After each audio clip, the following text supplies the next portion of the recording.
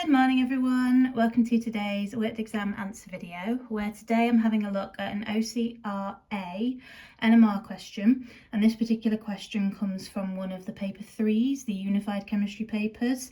Now if you're an AQA student watching this, part I is very much relevant, part II less so, but certainly part I is applicable to AQA and OCR A students.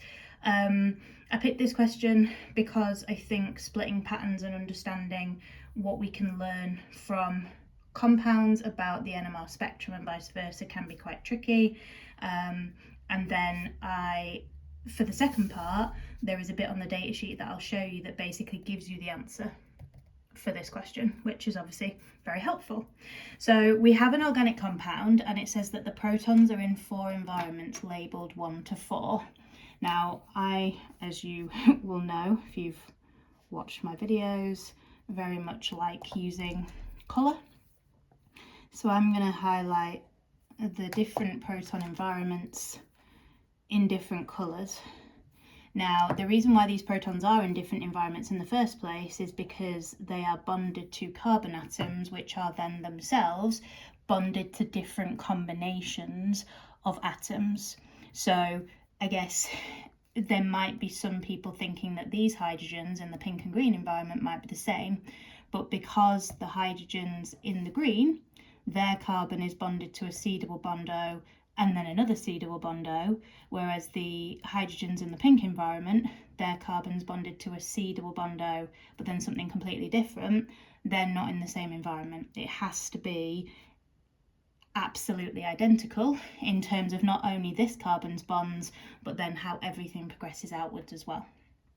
Now, we've been told to fill in the table to predict the splitting patterns in the proton NMR spectrum of the organic compound. So there are 4 environments, so there will be 4 peaks on your proton NMR spectrum. The areas underneath those peaks, the sort of integration values for those of you that do maths, that's going to tell us how many hydrogens are in that particular environment. So we'd have 3 hydrogens in this environment, 2 in that one, 2 in that one, and then 1 in that one. That in itself is very useful, but when we combine that with the splitting patterns, which is going to tell us how many hydrogens are in neighbouring environments, that becomes incredibly helpful. And proton NMR is so much more helpful than carbon NMR, because with carbon NMR you don't get either of those pieces of information. So in order to work out the splitting patterns, we're going to use the n+1 rule, where n is the number of neighbouring protons, and then we add 1 to that to give us how the peak is going to be split. So the blue hydrogens are on a carbon that is adjacent to a carbon with 2 hydrogens. So there are 2 adjacent hydrogens, and then we're going to add 1 to that. 2 plus 1 is 3. So the splitting pattern for proton environment 1 is a triplet. And so let's say that that was on your spectrum and you were working in reverse. You would then be able to say, oh, to be a triplet, there needs to be 2 neighbouring hydrogens. And all of this information is just going to help us to put the structure of this compound together, if that's what we were being asked to do. Now, for the pink hydrogens, we're going to have to look adjacent to the left and to the right. Now, to the right, there are no hydrogens on that adjacent carbon because it's a C double bond O.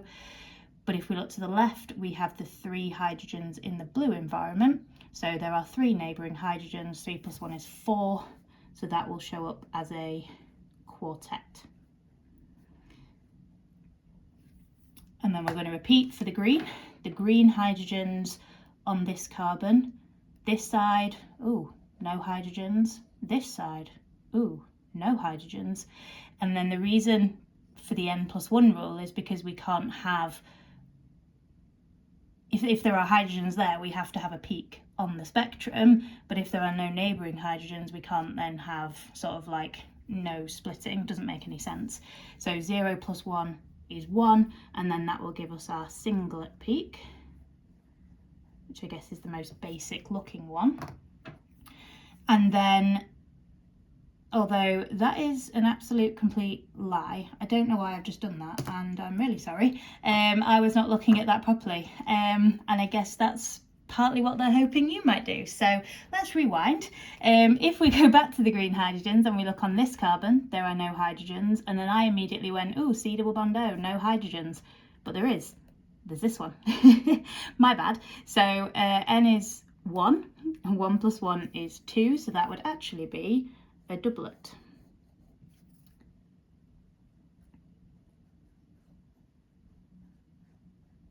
And as much as I hate making mistakes, I'm not going to erase this and redo the video, because it's important that you see that it is possible to make mistakes. Even I make mistakes with all of my experience, and that's okay, so long as I then recognise that I've made a mistake. And the thing that made me realise I'd made a mistake was because I was then thinking about how many adjacent hydrogens there would be for this orange one, and if the green are adjacent to orange for the orange, then the orange is adjacent to the green for the green. So I fixed my problem, but yeah, apologies for making the mistake, but hopefully you can see that it's okay to make mistakes, so long as, you know, we question them, we think about them, and then where necessary go back and make a change. So orange hydrogen on this carbon is adjacent to this carbon that has 2 hydrogens on it. So 2 plus 1 is 3, so that would also then be a triplet. And I think the reason I got caught out there is because they've, again, purposefully put that hydrogen in a different way to what they've done here. They haven't drawn the bonds to these hydrogens or these ones or these ones, and I appreciate that that's to show that this is an aldehyde functional group, but still, it caught me out temporarily, so just, I guess, be really, really careful. Now, in terms of how those peaks would be split, just so that you can recognise them on the spectrum, obviously triplet would be split into 3, but the middle peak is always taller than the 2 on the outside for a triplet peak. And for a quartet, you have the 2 on the outside that are smaller than the 2 on the inside, but the 2 on the inside are the same height. So something like that. I know they look like weird hands, I'm sorry, but you get the idea, hopefully. A doublet would then be 2 peaks of sort of equal height, and then a triplet again would be out in on the middle being taller, and then the outside one being smaller. A singlet peak, if you're wondering, would just be a straight line. Hence I said that that was kind of the simplest peak we could have. So apologies for screwing that up like I did, but moving on. Now it says that in the next table, we've got the chemical shift values for the proton environment. So this is what tells us the sort of surroundings for each of the proton environments. So NMR information all tells us really different things, and the chemical shift is thinking about, right, well, these hydrogens need to be close to a C double bond O, or it's the hydrogen of a carboxylic acid group, or it's a hydrogen on a benzene ring. And this is where our data sheet is going to come in useful. So it says, suggest why the peaks for proton environments 2 and 3 have the chemical shift values which are shown in the table. So environment 2 is the pink and environment 3 is the green. Now, if we've got hydrogens next to a C double bond O, and we have a look on the data sheet, hydrogens on a carbon next to a C double bond O, they should appear on our spectrum between 2 and 3 parts per million. And that is what we find for proton environment 2, the pink one. So that's hydrogens on a carbon adjacent to a C double bond O, which matches with what the data sheet tells us we should have. But then we've got proton environment 3 in the green, which is also adjacent to a C double bond O, but that sits outside of the range, and that doesn't match with what then the data sheet tells us. However, if we note the bottom bit, it says, note that CH bonded to a shifting group, which is something that is going to move the peak further to the left on our spectrum. It says, note that a CH bonded to shifting groups on either side may be shifted more than indicated above. What have we got in this example? The green protons are on a carbon that is adjacent to a C double bond O, a shifting group, on both sides, and that is why the 3.6 sits outside of the 2 to 3 parts per million as shown on the data sheet. So the answer is there in black and white on your data sheet for this question. So let me put that into words. So proton environment 2, the H's are bonded to a carbon that is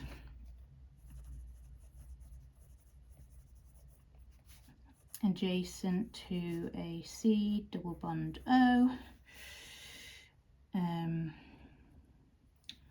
as per the data booklet,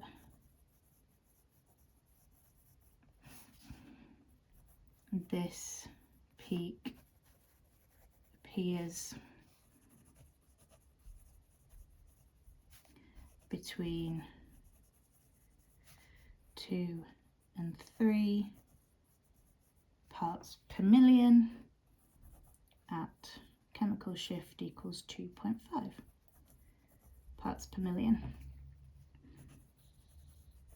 Proton environment 3, the H's are bonded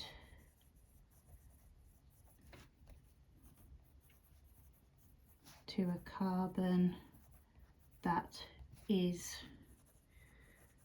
adjacent to 2 C double bond O, shifting groups,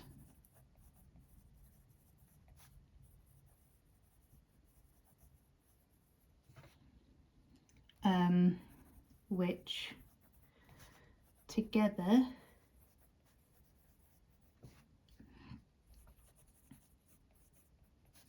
shift this peak